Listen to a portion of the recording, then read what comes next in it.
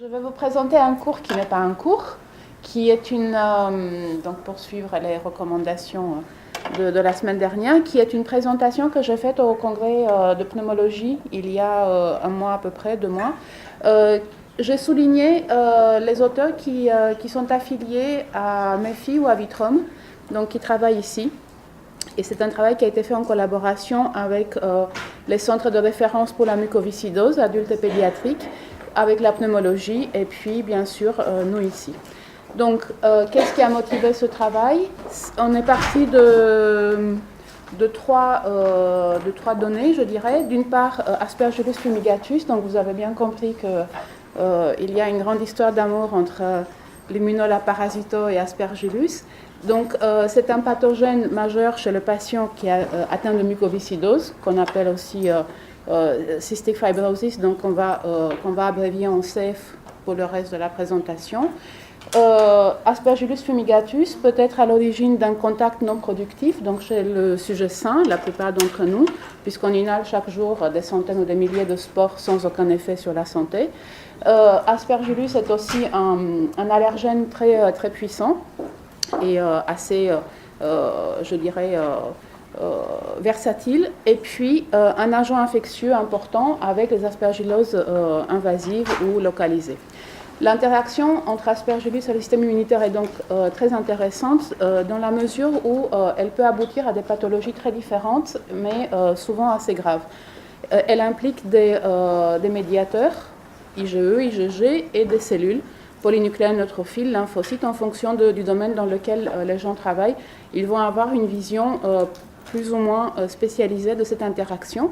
Et puis en fait, dans les bronches et à l'interface de tous les tissus avec le système, avec l'environnement, on a des cellules qu'on a étiquetées depuis longtemps comme effecteurs des réactions allergiques, qui sont les mastocytes. Et en réalité, ces cellules, pour lesquelles je vous ai mis ici une photomicroscopie optique et puis une photomicroscopie électronique, ces cellules donc, en fait, appartiennent au groupe des cellules de l'immunité innée, donc des cellules qui vont être capables d'échantillonner le milieu environnant, d'en décoder les signaux et d'induire des réponses immunitaires plus ou moins importantes et avec des orientations différentes.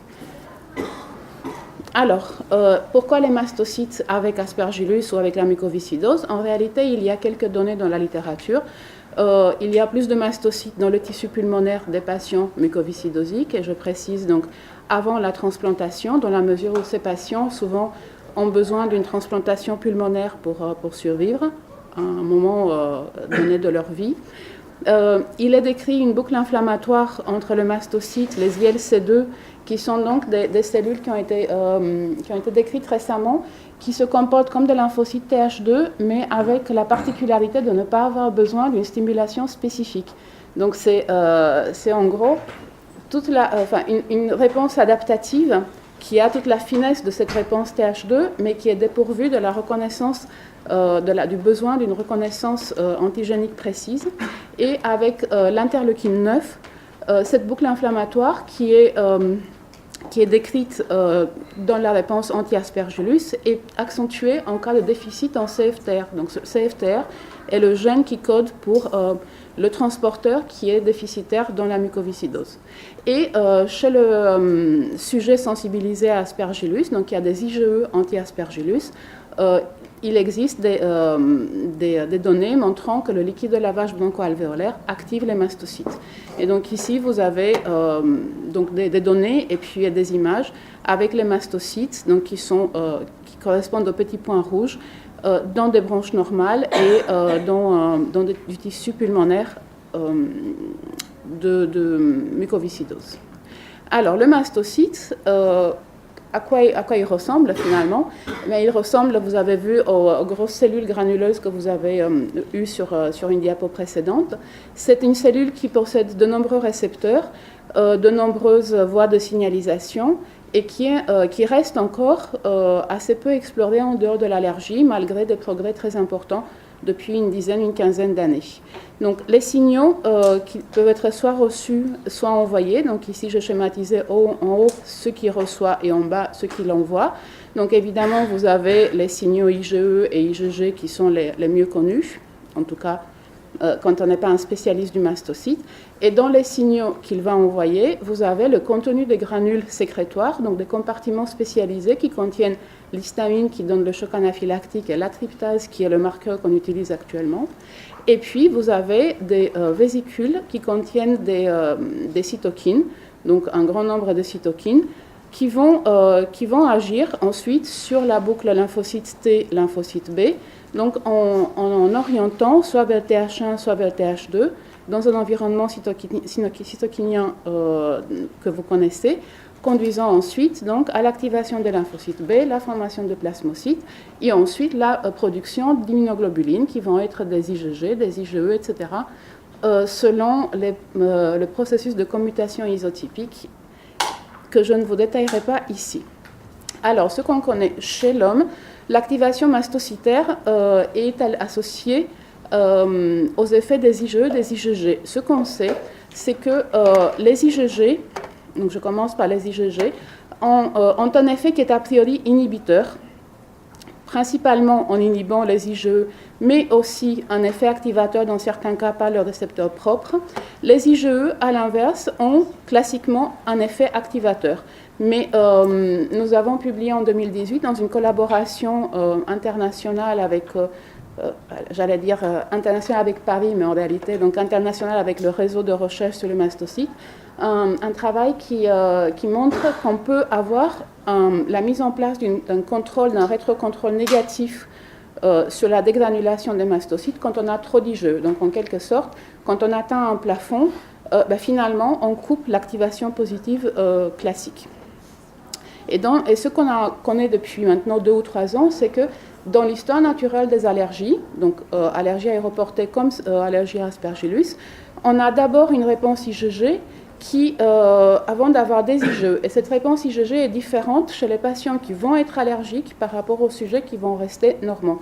Donc il y a une finesse dans la réponse IgG qui est différente en fonction du devenir du patient. On va donc chercher une association entre la tryptase et les IgE, IgG, Aspergillus chez le patient mucoviscidosique. Donc on a travaillé sur 76 patients qui ont une mucoviscidose, qui viennent soit du CRCM adulte, soit du CRCM pédiatrique, donc qui étaient soit sensibilisés donc avec des IgE, soit non sensibilisés à Aspergillus. On a utilisé les méthodes qu'on est en train de mettre en place à l'IHU pour la sérologie aspergillaire.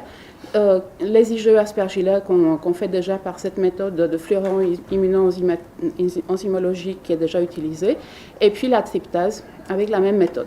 Et on a depuis une dizaine d'années, on dispose d'outils moléculaires, donc d'allergènes, donc de protéines recombinantes d'Aspergillus, qu'on peut tester de manière quantitative, exactement comme pour les IgE, les IgG en fluoroimmunoenzymologie. Un allergène sécrété qui est ASPEF1, et 4 allergènes intracellulaires qui sont donc les 4 autres. Et qu'est-ce qu'on a eu comme résultat? Alors, ce qu'on a eu comme résultat, c'est que d'abord, chez le patient non sensibilisé, donc les mucos qui résistent à la sensibilisation par Aspergillus, on a une association inverse entre la tryptase et les IgG. Donc, ils n'ont pas d'IgE, et les IgG exercent bien leur effet d'inhibition de la tryptase. Après, on a observé aussi que quand on a des IgE, quel que soit le groupe, eh bien, on a moins de tryptase. En quelque sorte, comme si le fait d'avoir des IgE modifiait le contrôle intracellulaire avec une diminution de l'activité mastocytaire. Et puis, on avait quand même un effet qui était inverse entre la tryptase et les IgE, à la fois Aspergillus et à la fois l'allergène majeur ASPEF1, avec une corrélation directe chez les patients qui ont des poumons natifs et une corrélation inverse chez les patients qui ont des poumons transplantés. Ça, c'était chez les adultes. On n'a pas observé de corrélation chez les enfants. On pense que c'est parce que les enfants, donc définis de 0 à 18 ans, sont un groupe très hétérogène dans lequel vous avez ceux qui arrivent à l'âge adulte sans aucun problème, et puis vous avez ceux qui, dès leurs 3, 4, 5 ans, commencent à avoir des pathologies pulmonaires sévères avec besoin de transplantation vers 14, 15, 16 ans. Donc, comme discussion, on peut considérer qu'on a trouvé que dans un état initial, on a une réponse IgG qui est faible, sans réponse IgE et donc avec des mastocytes qui sont finalement peu affectés. Au fur et à mesure que la réponse IgG se développe, on a un effet inhibiteur sur les mastocytes avec une diminution du relargage du médiateur pro-inflammatoire. Au fur et à mesure que la réponse IgE se développe, on a un effet d'abord activateur, puis la mise en route du mécanisme inhibiteur par la thymosine. Et à ce moment-là, donc de nouveau, on a une baisse de la tryptase. Et on a surtout un effet de reset de la transplantation pulmonaire avec une réponse qui se remet de type IgG non mucoviscidosique, avec des mastocytes qui en quelque sorte sont de nouveau mis en veille. On n'a pas travaillé sur l'effet de l'immunosuppression, c'est quelque chose qui est en cours actuellement. Donc en conclusion, ces résultats montrent qu'il y a bien une modulation de l'activité mastocytaire qui est associée à l'histoire naturelle des réponses IgG et IgE anti-aspergillus chez le patient mucoviscidosique.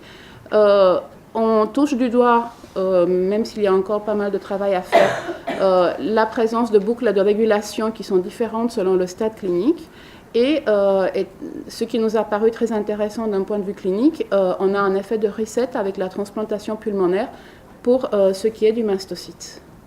Donc les perspectives sont évidemment d'approfondir des aspects physiopathologiques comme le lien avec la fonction du CFTR, aller creuser du côté des autres médiateurs et notamment soit autres médiateurs, soit médiateurs locaux, parce qu'en fait, on a travaillé sur ce qui est en sang circulant, mais en réalité, les dommages pulmonaires se passent localement. Et puis, donc, éventuellement, un effet du genre, puisqu'on a effectivement des différences dans les mastocytes chez les hommes et chez les femmes.